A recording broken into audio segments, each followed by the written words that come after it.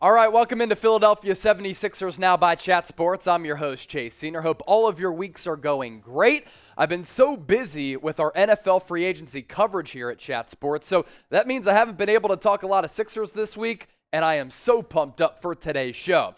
Imagine watching the game the other night between the Denver Nuggets and the Philadelphia 76ers in front of a nationally televised audience and coming away from that saying that Nikola Jokic is the better player than Joel Embiid and that he deserves the MVP over JoJo. It was a heavyweight bout. It was a great game, and I understand the Nuggets were able to come out victorious. Sixers did travel back to the Wells Fargo Center, back end of a back-to-back. They looked a little bit sluggish.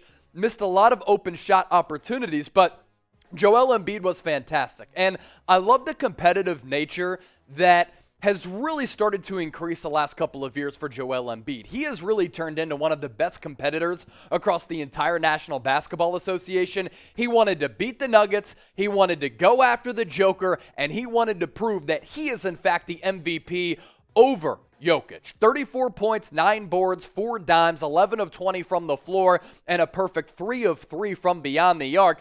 And Nikola Jokic was great. 22 points, 13 rebounds, nearly a triple-double with 8 assists for himself.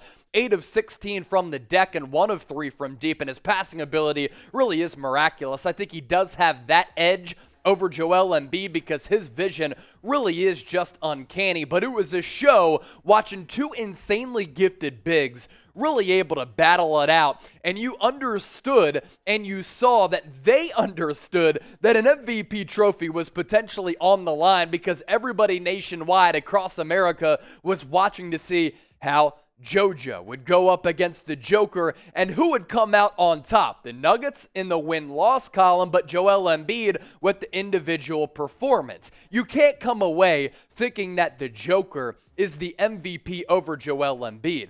Seeing both of those guys run the floor, seeing both of them put the biscuit in the basket in the manner in which they did was special. These are two of the most gifted big men that we have ever seen in basketball history. But Joel Embiid is the better player, and considering what he had to deal with the Ben Simmons saga, COVID, injuries, really crushing the Sixers roster, yeah, the Joker is without Jamal Murray, but Embiid has had the better season up to this point, and in my opinion, I don't think it's biased. I think he is the NBA's MVP during what has been a fascinating arms race for that league award. Who is the better player? Your opportunity to be a part of the show and treat the comment section like a Sports Talk Radio call-in line. JE for Embiid, NJ for the Joker. Let me know, and while you're down there, make sure you hit that big red sub button to subscribe to the best, most informative, most entertaining Sixers coverage here on YouTube. We're growing like crazy, so join the movement if you want to stay in the know with all things Sixers. Couple of concerns that I have with this basketball team. They got off to that 5-0 start with James Harden in the lineup. Now they've lost 2 of their last 3, and some problematic trends that we've kind of been monitoring here over these last 3 games. They escaped with that lone win against the Orlando Magic, but a couple of things that I want to get to. The depth of the Sixers is the team's biggest concern right now, and they have been absolutely dreadful in transition defense. Part of that, they're not used to the James Harden style of the offensive pace and having to get back on defense. James Harden has had lapses defensively like he usually does, and he hasn't been able to get back on defense to play that safety role, and teams have been thrashing them with their transition offense. But going back to that original point of the depth for the Sixers being a concern, it was really on display against the Nuggets. 14 bench points for Philly in that game, 48 bench points for the Denver Nuggets, led by Bones Highland, who was going off, hitting big 3 after big 3 from like 30 feet. Nishan Bones Highland coming out of VCU. I really liked him as a basketball prospect. Does not have any fear. There was a moment growing up where he had to jump out of a second-story window to escape a fire at his family home. So he ain't fazed by anything. He ain't fazed by a sold-out crowd that is pressure-packed at the Wells Fargo Center in South Philly, and he gashed this Sixers team time and time again in that second half with more than 20 points after recess. Are you worried about the Sixers right now? With the depth issues, they had to surrender some of that depth to bring in James Harden and that transition defense. Maybe they can make some adjustments down the road, but we're at a point right now, not many games left in the regular season. And a team like the Nets, they noticed it, they exploited it, and they crushed the Sixers with their transition offense. Type Y for yes or type N for no.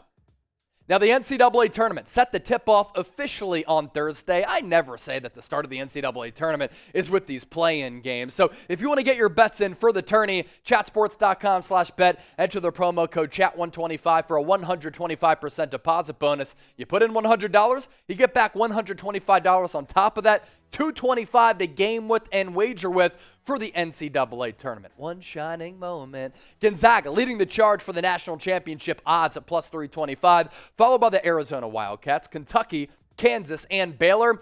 Honestly, I think Villanova is getting somewhat disrespected. Jay Wright going for national title number 3.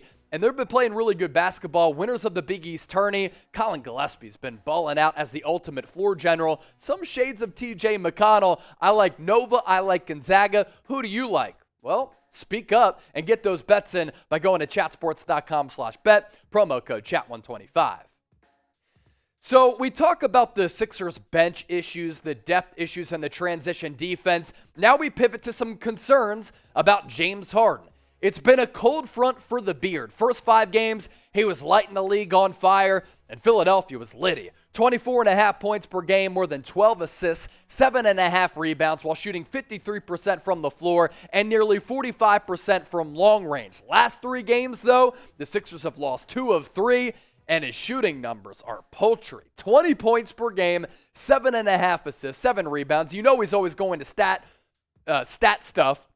But the field goal percentage down from 53 to sub 30, and the three-point numbers down from nearly 45 to less than 32. You know what ain't it? Those shooting numbers from James Harden. I'm not sure if it's the hamstring, if defenses are making some adjustments, which they certainly have, because throughout the course of the game, that two-man game hasn't been as dominant, but James Harden has really struggled the last 3 games, and the Sixers need him to break out of it, because if he's not at his best, the Sixers are going to go out early in the NBA playoffs. As for what Doc Rivers had to say about the struggles for Harden, he'd like to see him be just a little bit more aggressive. Doc saying this, I thought in particular on Sunday, he came out to be more of a passer. I told him, I don't necessarily like that, James. I want him to be more aggressive early. His ability and his instincts will find where to pass the ball. I thought in the 4th against Orlando, he got more aggressive, and we saw him be a little bit more aggressive in that loss, against the Denver Nuggets.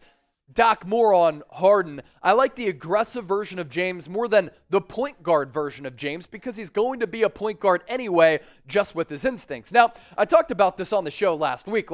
I like how Harden has been able to adjust and adapt his role and kind of maybe extend his prime years by being more of that defer point guard, that pass-first point guard, but at the same time, you can't let that take away your aggressiveness on the offensive side of the basketball.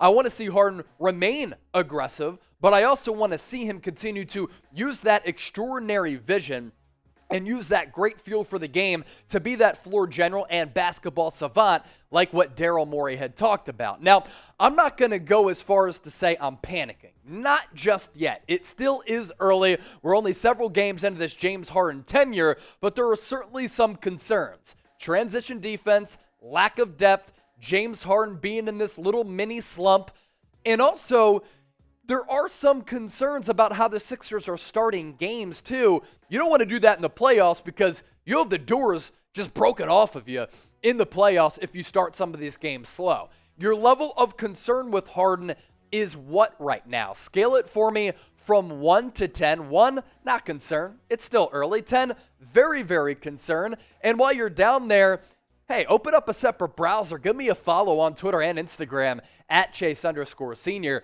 Picked up a lot of followers since starting this channel back over the summer as we approach 6,000 subs to honor the great Dr. Julius Irving. I tweet out the latest Sixers news and rumors, video clips from the show, also cover the NFL and college football here at Chat Sports as we as a company continue to grow like crazy. And if you're watching right now, we'll be going live here in a little while on Wednesday, on Thursday for NFL free agency. Almost 200,000 people have joined us the first 2 days of NFL free agency. We're going to continue to rack up the views and bring you the latest on the NFL front. Hassan Reddick to the Eagles, great move. I broke that move down on Philadelphia Eagles Now, our Eagles channel here under the Chat Sports umbrella. Love chopping it up with my Philly homies. Look forward to continuing to chop it up with you on social media. Thanks for watching today's show. Don't forget to subscribe.